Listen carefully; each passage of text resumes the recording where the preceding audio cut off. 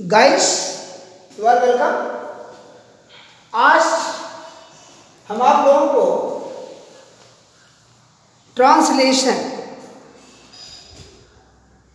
के टॉपिक पर थोड़ा चर्चा करेंगे। जैसा कि मैंने आप लोगों को 3 दिनों पहले ये बात बताई थी कि you will have to repeat the rules of translation once again.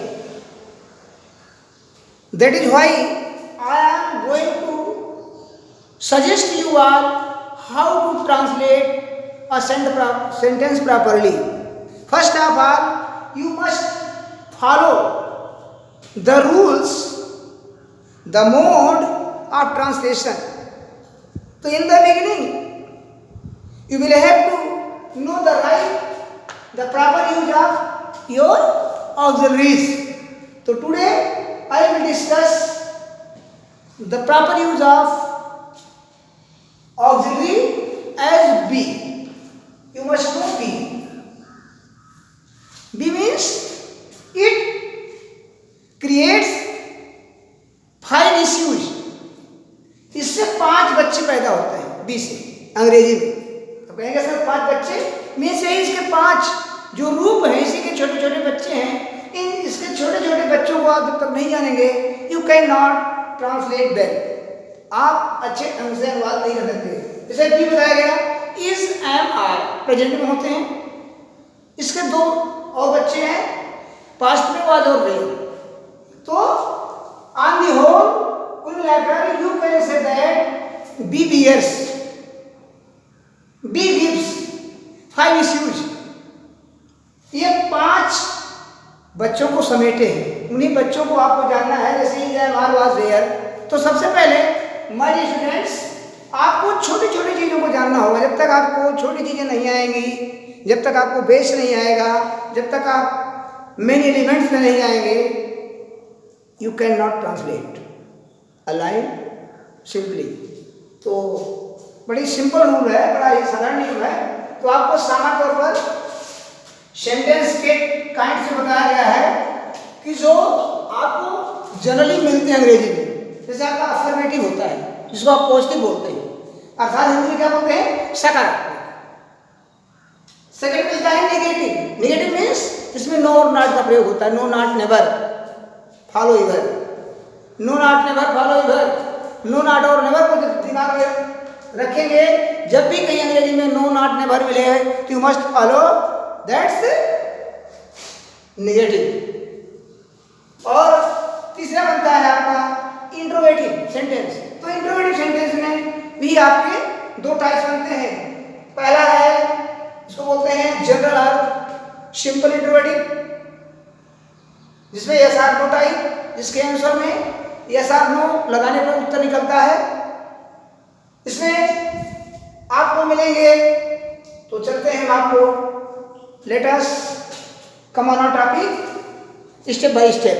Affirmative सकारात्मक। तो मैंने कहा कि बी का रूप बताना है आपको। तो चलते हैं सीधे सीधे। बी के लिए हम देखते हैं is M R was there. Is M R present में और वाज देयर पास्ट में। जैसे लिखा गया, जिसमें आप देखेंगे कि सिर्फ केवल ही केवल आपको सकारात्मक बातें मिलेंगी। लिखा है, तुम गलती पर थे परंतु मैं ठीक था। ध्यान से सुनेंगे। ट्रांसलेशन का जो आपका मोड ऑफ वर्ड्स है, वाक्य का जो स्ट्रक्चर है, प्रिय छात्रों जान लीजिए कि first of all S for subject, S stands for subject, B stands for is M R was there according to your proper use of your tense as present और पास्ट। नेक्स्ट है plus complement. Complement means पूरक बोलते हैं, इसमें object नहीं होता। निश्चित तौर से जान लें कि is M R was there अगर सिंपली अकेले आए हैं तो you will know that there will be no object at all, you will follow that there will be complement. सबसे बड़ी पहचान है ट्रांसलेशन में कि जब is M R was there के बाद सीधे सीधे कोई और वर्ब न दिखे तो आप मोस्टली 99% अगला पॉइंट जो होगा वो कंप्लीमेंट होगा। तो चलते हैं, जैसे लिखा है, तुम गलती पर थे ट्रांसलेशन है तुम, तुम का मतलब यू, थे, ये देखिए वी का रूप है, थे, वेयर, यू वेयर, कहा थे गलती पर, गलती पर अंग्रेजी में क्या होगा, इन द रॉन्ग, क्या बोलेंगे, इन द रॉन्ग, और भी कठिन ले जाएंगे तो you were mistaken, you were mistaken, तो आप लिख सकते हैं you were in the wrong, wrong, ध्यान दें in the wrong, in the wrong क्या है, तो you must know that it is under complement, तो इन द रॉन्ग, वेयर और यू, तो you will be your subject, where will be the proper use of be in the past tense, and in the wrong it will confirm your complement, or you can say that it completes your sentence. पूरक, पूरक का मतलब ही होता है कि जो आपको पूर्ण रूप दे दे। तो अगला वाक्य है, इसी में आगे है परंतु, परंतु के लिए आप कॉमा लगा देते हैं या आप बट लगा देते, बट क्या है आगे, सीधे सीधे परंतु के अंग्रेजी लिख दिया या कॉमा लगा दिया, बट मैं ठीक था, कोई कहे कि मैं ठीक था, ट्रांसलेटेड टू इंग्लिश, तो how will you translate, you will write down as but I was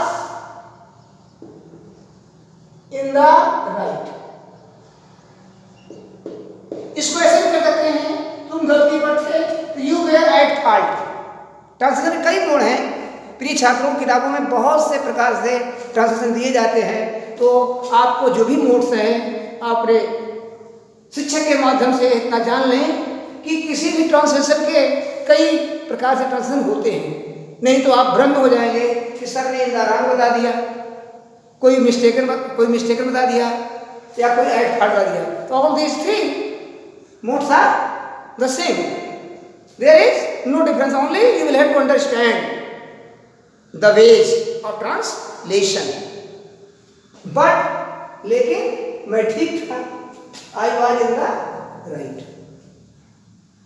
या लिख सकते हैं I was not mistaken, I was not at fault, बात वही है। अगला है शेक्सपियर एक प्रसिद्ध अंग्रेजी नाटककार थे, थे ही बात होगी पास्ट की, प्रेजेंट में कोई है तो आप है लगाएंगे, तो है के लिए इज लगाएंगे, तो क्या लिखेंगे, फिर इसमें आ गया शेक्सपियर, शेक्सपियर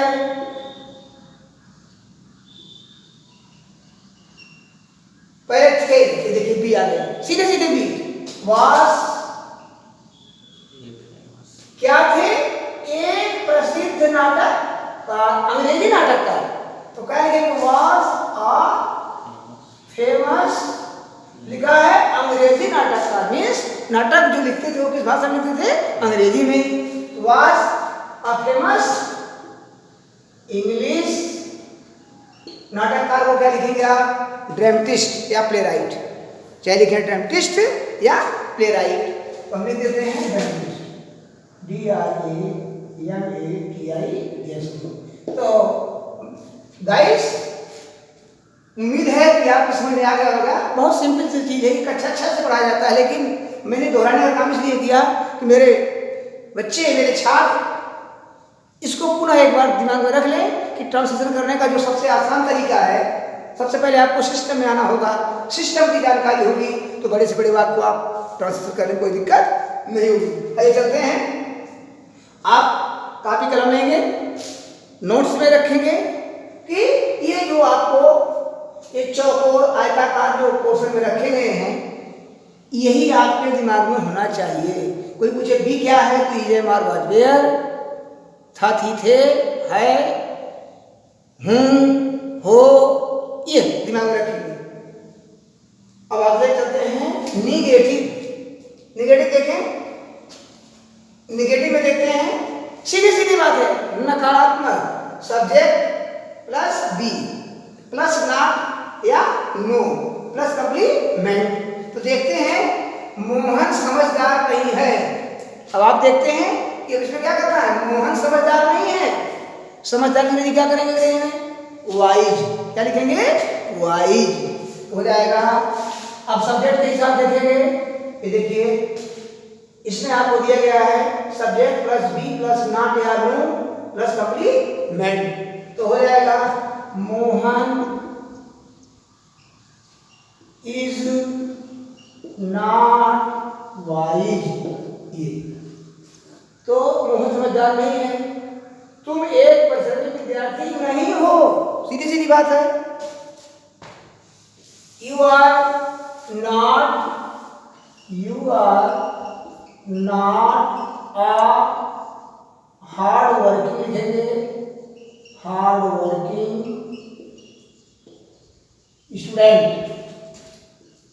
स्टूडेंट, और जो होता है डिलीजेंट, मेहनती के लिए डिलीजेंट भी आता है, इंडस्ट्रियस आता है, लेबोरियस आता है, you can use a word, you can choose. तो इस प्रकार से आप और भी ट्रांसलेशन कर सकते हैं। चलते हैं इस 3 प्रकार के जो ट्रांसलेशन है ज्यादा आपको मिलते हैं वाक्यों में। तो इंट्रोगेटिव में आपको बताया जनरल इंट्रोगेटिव या सिंपल इंट्रोगेटिव या साफ लोकाई, जिसका उत्तर मिल जाता है। तो सबसे पहले लिखा है वी। इंट्रोगेटिव का मतलब क्वेश्चन करना, प्रश्न करना, तो प्रश्न 2 प्रकार का होता है। एक प्रिय छात्रों, वाक्य में सबसे पहले क्या होगा, सबसे पहले हिंदी में आपको क्या दिखेगा, mind it, watch it, follow it, क्या क्या अगर लगा है, और अंत में क्वेश्चन मार्क लगा होता है, तो उसे आप तुरंत समझेंगे कि it belongs to general interrogative. जैसे क्या प्रियंका बीमार है, तो क्या बी का फॉर्म है के अंग्रेजी क्या होता है, इज, तो पहले क्या लगा देंगे, बी जरा इज। प्रियंका अब आज बीमार है, बीमार को आप अनवेल भी ले सकते हैं, क्या लिख सकते हैं, अनवेल और इल, तो आप जो चाहो सो लिख लो, is Priyanka unwell today, question mark. ये आगे है क्या वह कक्षा में उपस्थित है, फिर आ गया इज,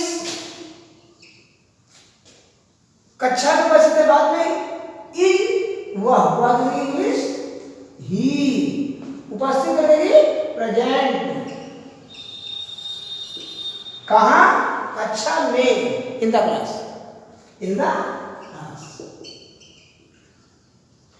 इन द क्लास।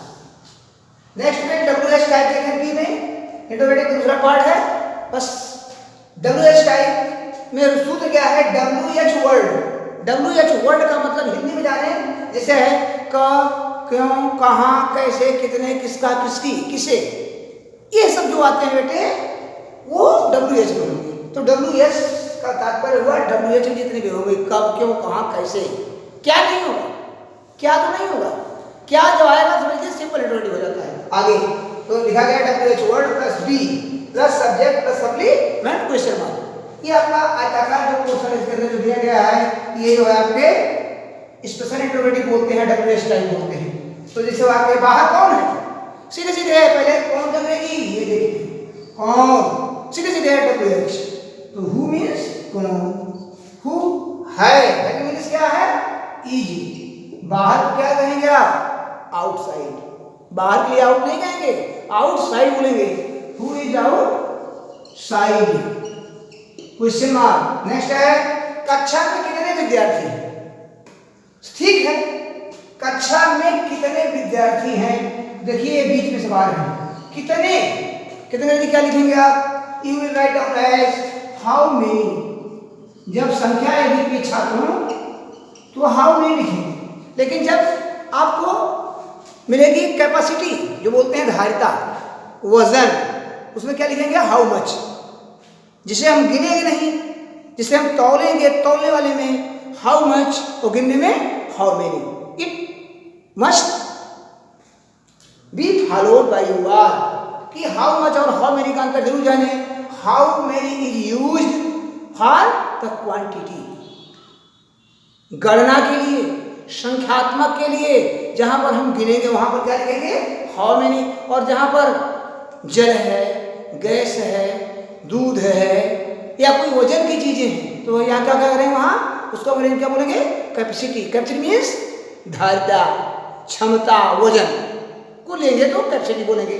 क्या लिखेंगे, हाउ मेनी एक साथ कितने विद्यार्थी, how many students, how many students, क्योंकि बहुवचन में प्लूरल में, हाउ मेनी स्टूडेंट्स। अब आपको बताया गया फिर देखिए शुरू क्या है, बी लगा है, बी का मतलब आर।